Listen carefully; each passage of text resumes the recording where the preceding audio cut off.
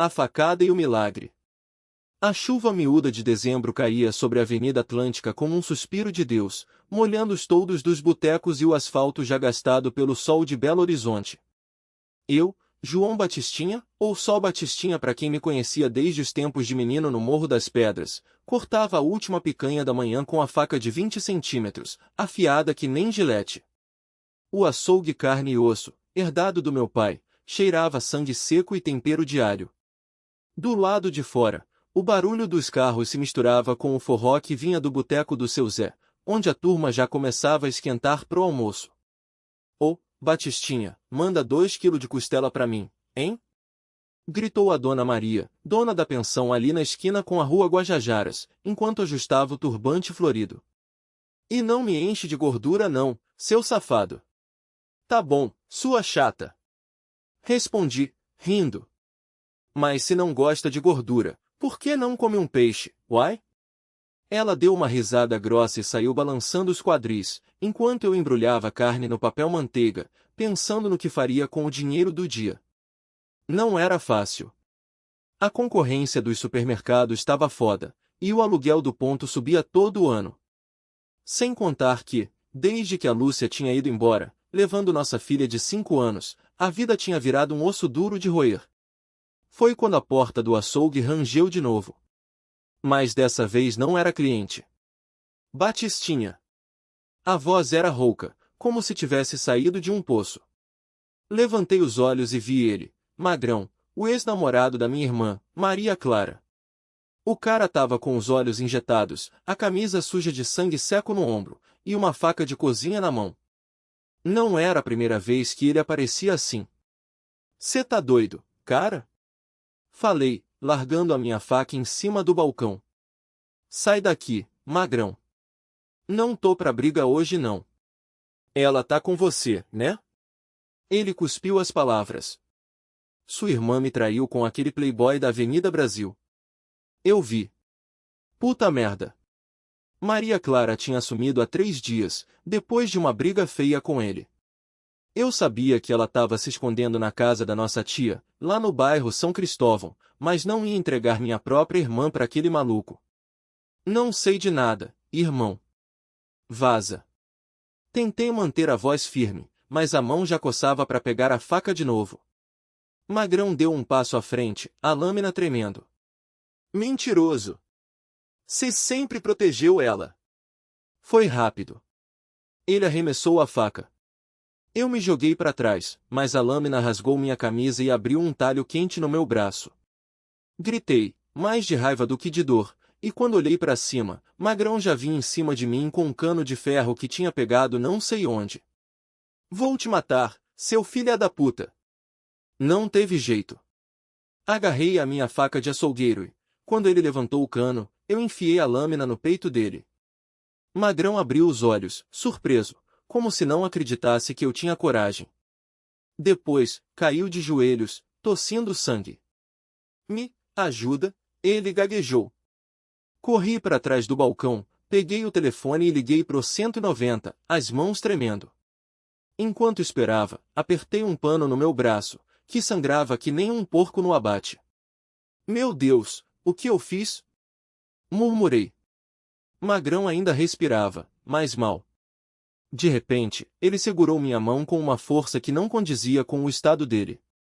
Não, não foi culpa sua, ele sussurrou. Eu tava, possessão. Cala a boca, cara. A ambulância já vem. Mas ele não calou. Os olhos dele se arregalaram, como se estivesse vendo algo atrás de mim.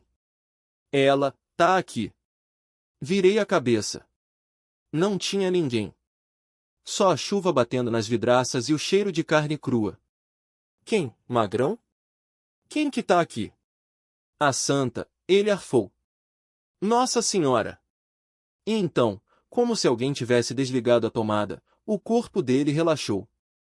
Os olhos ficaram vidrados. Magrão tinha morrido nos meus braços. O delegado, O sangue e a luz.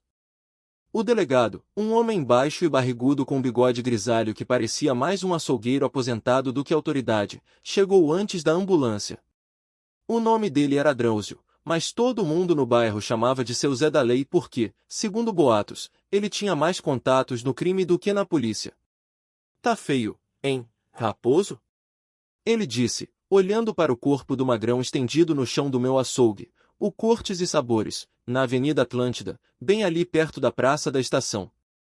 O sangue ainda escorria lento do peito do pobre coitado, misturando-se à água da chuva fina que entrava pela porta entreaberta. Não fui eu, respondi, ainda com as mãos trêmulas. Juro por Nossa Senhora. Ele riu, um som grosso como carne moída. Todo mundo jura por Nossa Senhora quando tá ferrado, Raposo. Mas você sabe como é, ou você matou, ou viu quem matou. E os dois casos, você tá lascado. Eu sabia. Em Belo Horizonte, quando a polícia chega antes da funerária, é porque alguém vai pagar pelo crime mesmo que não tenha sido o autor. E eu, João Raposo, 38 anos, açougueiro desde os 16, viúvo há 3, já tinha minha cota de azar na vida. Não precisava desse. Ele tava possessão, falei, repetindo o que Magrão tinha dito. Falou que viu Nossa Senhora. O delegado franziu a testa, coçando a barriga por baixo da camisa social amassada. Possessão? Raposo, você tá querendo me dizer que um marginal como o Magrão, que roubava até velhinha de igreja, foi possuído pelo demo e morreu vendo a santa? Ele sacudiu a cabeça. Isso aqui não é filme do Padre Quevedo, não. Isso é homicídio. E você tá no meio. Foi quando a ambulância chegou, com a sirene cortando o barulho da chuva.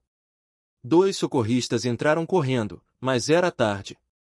Um deles, um rapaz novo com olheiras fundas, olhou para mim e balançou a cabeça, como se dissesse, esse aí já era.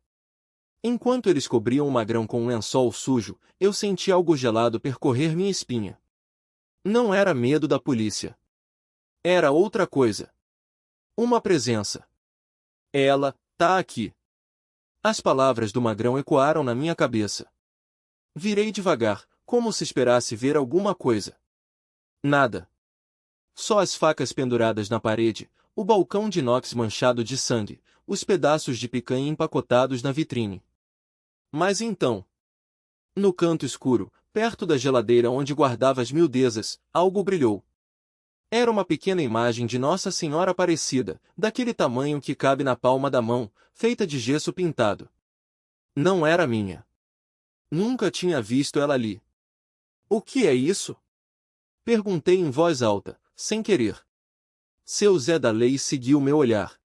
O quê? Não vejo nada. Mas eu via. E pior, a imagem se mexeu. Não foi o vento, não foi ilusão. Os olhos dela, pintados de um azul claro, pareceram piscar. Meu coração disparou. Eu não era de rezar muito, mas depois que a Maria faleceu, num acidente de ônibus na BR-381, eu tinha ido algumas vezes na Basílica. Pedir forças. Pedir sentido. Mas isso era diferente. Você tá vendo isso? Perguntei pro delegado. Vendo o quê, cara? Ele respondeu, já impaciente. Raposo, você tá ficando doido. Melhor ir pro hospital também. Mas eu não tirava os olhos da imagem. E então, como se alguém tivesse soprado, ela caiu no chão, se espatifando em pedaços. Seu Zé da Lei deu um pulo. Porra, Raposo! Isso aqui é cena de crime, não lugar de quebrar santo. Eu me ajoelhei, tremendo, e apanhei os cacos. Entre eles, tinha um papelzinho dobrado, amarelo de velho. Abri com cuidado. Escrito à mão, com letra trêmula, estava: procure Padre Benício. Igreja do Rosário. Ele sabe. 3 horas depois, eu estava sentado num banco de madeira dura na Igreja do Rosário, no centro de BH, olhando pro altar enquanto a chuva batia nos vitrais. O Padre Benício era um homem magro, de pele escura e olhos claros, que parecia mais um professor de história do que um padre. Ele me olhou por cima dos óculos quando contei tudo menos a parte da imagem se mexer. Isso eu guardei para mim. João Raposo, ele repetiu meu nome, como se o conhecesse. Você trabalha na Avenida Atlântida, não é? O sangue e a santa. Avenida Atlântica, corrigi, sem jeito. Açougue do Seu Dico, ali perto da feira da Praça Raul Soares. Todo dia às 5 da manhã tô lá, cortando carne pra festa de alguém. Ou pra velório. O padre assentiu, os dedos brincando com um terço de madeira escura. Do lado de fora, a chuva miudinha de dezembro fazia o asfalto brilhar como pele de cobra. BH cheirava a terra molhada e fumaça de quentão das barracas que já começavam a se preparar para Réveillon. E essa imagem, ele hesitou. Você tem certeza do que viu? Engoli seco. Não era só o que eu vi. Era o que eu senti. A mão da Nossa Senhora, fria como o gelo, fechando os meus dedos em volta do crucifixo como se fosse um aviso. Ou uma promessa. Padre, eu não tô louco. E não tô bêbado. Apertei as mãos entre os joelhos, sujas de sangue seco de porco. A mulher que morreu ali, ela era diferente. Ah! Ele suspirou, tirando um lenço do bolso para enxugar os óculos. Então é ela. O coração deu um salto. Quem, padre? Maria Bonita. O nome saiu baixo, quase um sussurro. Não a do cangaço, não. Essa era outra. Uma menina que sumiu faz 20 anos, lá pros lados do Barreiro. Voltou há uns 5, mas não era mais a mesma. Vivia nas ruas, falando sozinha, acendendo velas para outros santos. Ele fez uma cruz no ar, até que um dia, ela roubou o crucifixo da capela da Santa Efigênia. Não qualquer um, o da Via Sacra, aquele com as pedras de sangue incrustadas. Dizem que foi feito com madeira da cruz verdadeira. Senti um calafrio. Lembrei do peso do objeto na minha mão, da forma como a madeira parecia respirar. Ela morreu no meu açougue. A voz saiu rouca. E a santa me tocou. O padre se inclinou para frente, os olhos claros brilhando como faróis na neblina. João, escute bem. Maria Bonita não era só uma mendiga. Era uma penitente. E o que ela carregava não era só um crucifixo. Era uma dívida. Ele baixou a voz. Há coisas que só a dor paga. E há almas que só o sangue purifica. Nisso, o sino da igreja repicou, ecoando pelos arcos antigos. Alguém entrou correndo, molhado, ofegante. Padre! Era um garoto, não devia ter mais que 14 anos, a camisa do Flamengo colada no corpo. Lá na rua da Bahia, perto do Mercado Novo, tem um homem com uma faca. Ele tá cortando as pessoas. O padre se levantou de um pulo. Eu também, sem pensar. João, não. Isso não é para você. Eu sou açougueiro, padre. Apertei os punhos. Se tem faca envolvida, eu entendo do risco. Corremos pela rua da Bahia, o cheiro de pão de queijo das padarias se misturando ao metal úmido da chuva. O Mercado Novo fervilhava, apesar da hora, era a véspera de Natal, todo mundo comprando as últimas coisas. Até que ouvimos o grito. Um homem alto, de camisa xadrez ensopada, segurava uma mulher pelo cabelo, a lâmina reluzindo perto da garganta dela. Ao redor, as pessoas recuavam, algumas chorando, outras filmando com o celular. Deixa ela, seu animal! Berrei, sem planejar. Ele virou a cabeça. Os olhos dele. Deus me livre. Não eram olhos. Eram 2 buracos negros, como se alguém tivesse queimado a alma dele por dentro. Você. A voz saía arrastada, como se viesse do fundo de um poço. O açougueiro. Senti o crucifixo queimar no meu bolso. O padre tentou se aproximar, mas o homem jogou a mulher no chão e avançou para mim, a faca dançando no ar. Ela me mandou te buscar. Ele sorriu, mostrando dentes podres. A de cabelo ruivo. A que gosta de brincar com fogo. Maria Bonita. O mundo desacelerou. Vi a lâmina descer em câmera lenta, vi o reflexo da luz nas gotas de chuva, vi o padre fazer o sinal da cruz. Então, sem pensar, tirei o crucifixo do bolso e o ergui na frente do meu rosto. Pare! Gritei. Em nome de Nossa Senhora Aparecida! O homem congelou. A faca tremia na mão dele, como se uma força invisível a segurasse. Então, devagar, muito devagar, ele começou a rir. Um som gutural, que não vinha da garganta, mas do peito. O grito e a graça. O riso dele era como um motor engasgado, um barulho que não combinava com a noite chuvosa de Belo Horizonte. A Avenida Atlântica, normalmente cheia de carros e gente apressada, estava quase desertada naquela madrugada de dezembro. Só a chuva fina, teimosa, molhava os paralelepípedos e o cheiro de carne queimada ainda grudava nas minhas roupas, resquício do trabalho no açougue do seu Nelo, lá na rua Sapucaí. Você acha que isso aqui é filme de padre, otário? O homem cuspiu no chão, a faca ainda tremendo. A sua santinha não vai te salvar. Mas algo aconteceu. Não foi o vento, não foi a chuva, não foi nem o padre, que agora rezava baixo, os dedos trêmulos no rosário. Foi o crucifixo. O mesmo que eu tinha roubado da igreja de Nossa Senhora do Rosário, anos atrás, quando ainda era um moleque revoltado, cheio de ódio por um Deus que deixava minha mãe morrer de câncer enquanto eu cortava carne para rico no balcão. O metal esquecido no bolso esquentou. Não como queima, não como fogo. Como vida. E então, o homem gritou. Não foi um grito de dor, mas de algo pior, reconhecimento. Ele largou a faca, que tilintou no chão, e levou as mãos ao rosto, como se visse algo que só ele podia enxergar. A mulher no chão, a tal vítima que ele jurava estar salvando, se arrastou para trás, os olhos arregalados. Meu Deus, ela sussurrou. Ele tá vendo ela. Vendo quem, porra? Eu ainda segurava o crucifixo, a mão suando. Quem vocês estão falando? O padre se aproximou, devagar, como se pisasse em ovos. Nossa Senhora, ele disse, a voz rouca. Ele está vendo Nossa Senhora Aparecida. O homem no chão começou a chorar. Não era choro de homem, era coisa de criança assustada, daquele tipo que engasga e não sai. E então, entre soluços, ele falou. Ela tá me olhando, e eu não aguento. Aí eu entendi. Não foi o crucifixo. Não foi a reza. Foi ela.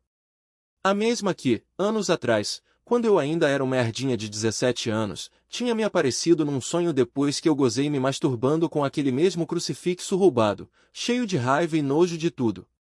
No sonho, ela não me julgou. Só estourou a chorar. E eu acordei com as mãos queimando, como se tivesse tocado em brasas. Agora, aquele homem no chão sentia a mesma coisa. Ela tá limpando a gente, a mulher murmurou, se ajoelhando. Tá tirando a sujeira. A chuva parou. Não de repente, não como um milagre de novela.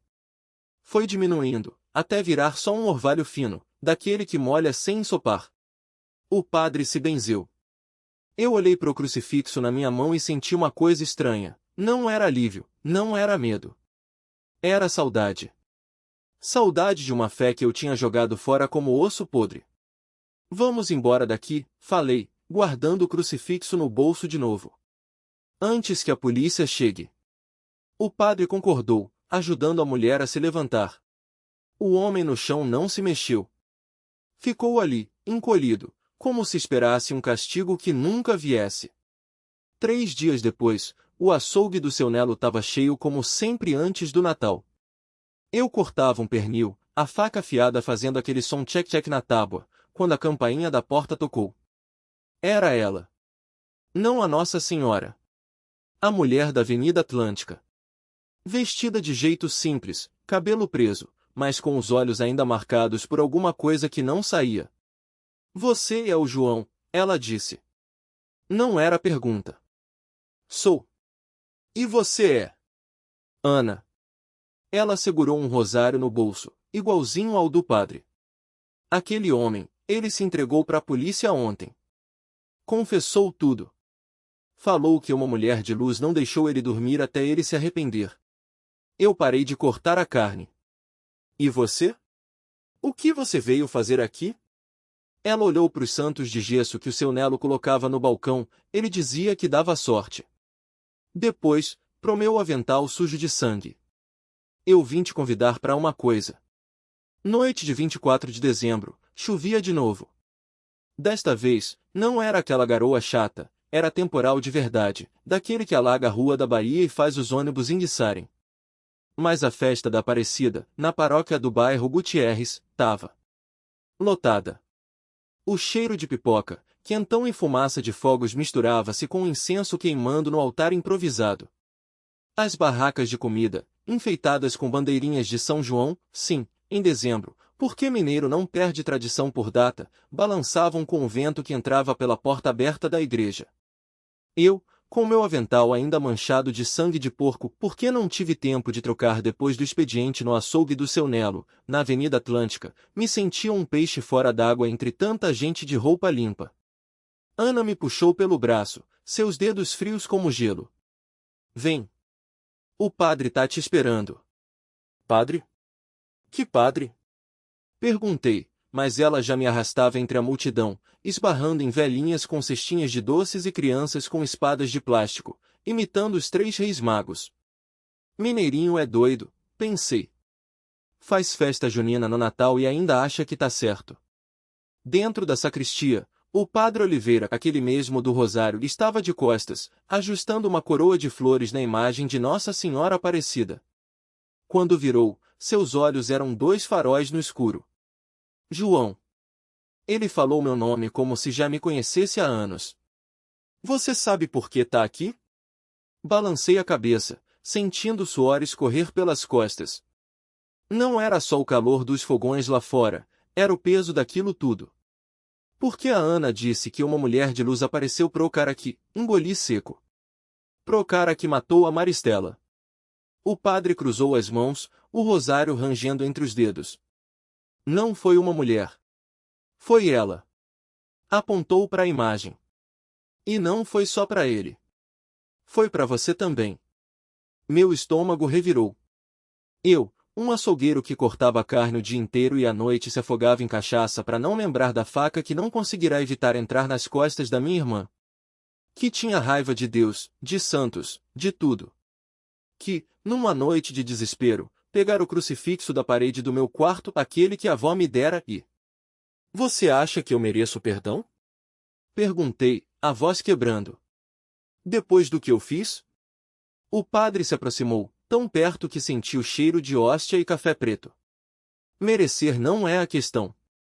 Ele pegou minha mão suja de sangue seco e apertou. A questão é, você aceita? Ana colocou algo na minha palma. Era o crucifixo. O mesmo. Intacto. Sem um arranhão, sem a mancha de vergonha que eu jurava ter deixado nele. Como? Balbuciei. Ela purifica. Ana sorriu, mas seus olhos estavam úmidos. Até o que a gente acha que não tem mais jeito. De repente, o temporal arrebentou de vez. Um raio cortou o céu, seguido por um trovão que fez tremer as paredes da igreja. As luzes piscaram. E então, ela apareceu. Não era uma visão. Não era um anjo de asas brancas. Era uma mulher simples, de vestido azul desbotado, pés descalços no chão molhado, parada no meio da nave central.